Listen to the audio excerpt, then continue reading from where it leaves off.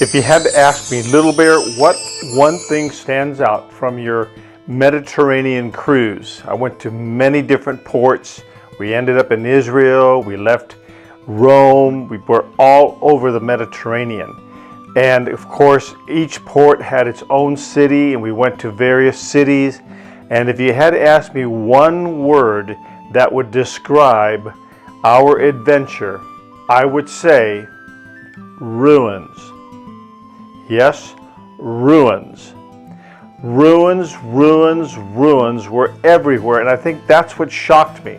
You see, here in America, the oldest thing we have is 200 to 300 years old. It's not very old. It goes back to the days of the Pilgrims in Jamestown.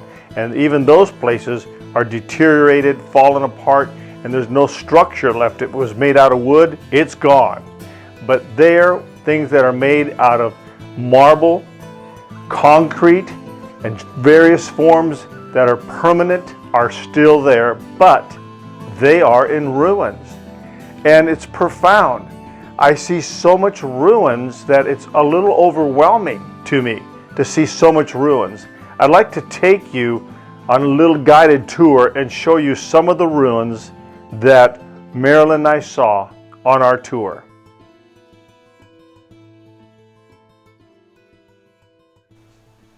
The Colosseum is the most viewed place in Rome. It's ancient, but it has a sordid history. Imagine a place that was used for the entertainment of people, showing gladiator fights, martyrdom, mayhem, murder. And it was built right on the city limits of the Palatine Hill. This was the place where the Romans lived. This was the Roman subdivision of that day. Hundreds of people walked those streets then as they do today. The difference is now they're seeing nothing but ruins. Everything the Romans built on, they built on a foundation that was other than Jesus Christ, and it came to ruins, failure, idolatry, pagan temples everywhere. And the irony of the whole thing is you'll notice that there was an arch. It's called the Arch of Triumph. There it is. And that arch is built in honor of Titus sacking Jerusalem and taking the Jews captive into all the world and making slaves of them in Rome. And they honored this man. He promised he'd take down every stone of the temple, which he did, fulfilling Jesus' prophecy. And here the irony of it is, all that is left in these ancient ruins are stones upon stones.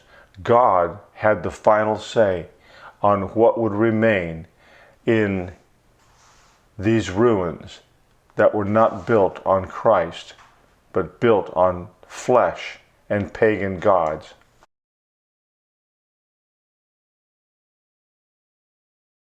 Pompeii is an amazing place to walk around. It is like a big deserted ghost town.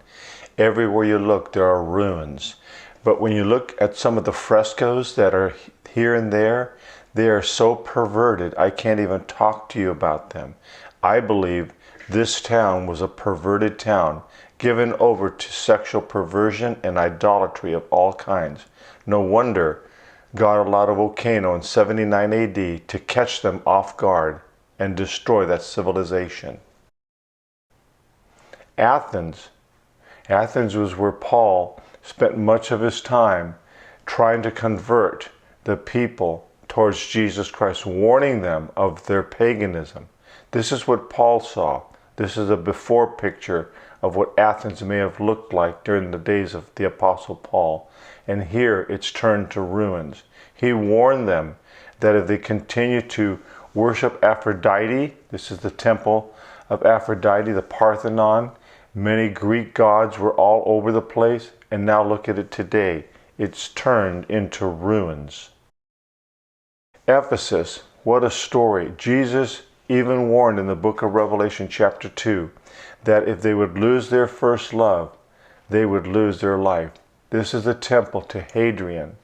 And Hadrian, Roman emperor, was worshipped, and now look at the temple. It's nothing but ruins. In Ephesus, they turned from the warnings of John, Paul, the Mother Mary. They all lived there, and they remained pagan. The amphitheater was used to warn them. I believe Paul and John likely used that place. But today, look at Ephesus. It's in ruins. The ruins were everywhere, and the thought came to me how Jesus somewhat addressed that in a very unique way.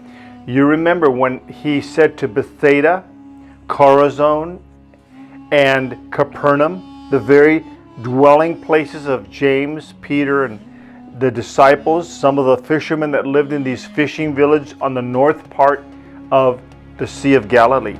He said to them, woe to you, Chorazin! Woe to you, Bethsaida! Woe to you, Capernaum! And the woe would be really interpreted like, sort of in our modern vernacular, ruins, ruins, ruins to you. And that's the results of those woes.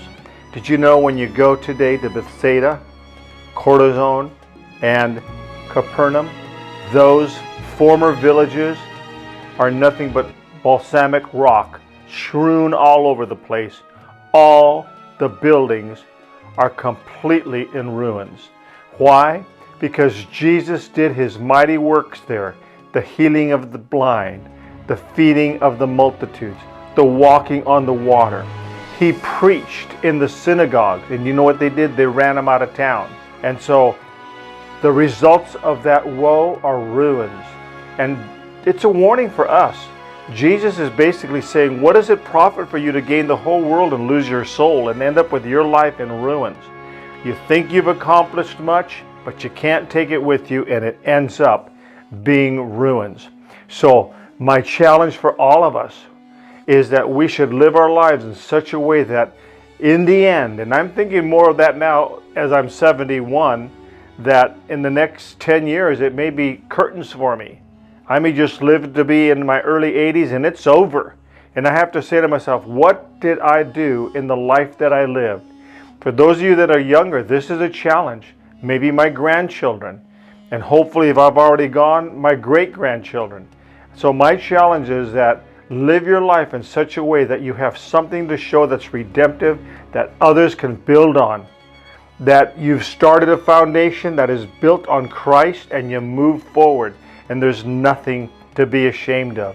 You've done your life to the glory of God. You've lived what's called in the Bible, in Ephesians, a life that's redemptive. What are you doing to redeem the time?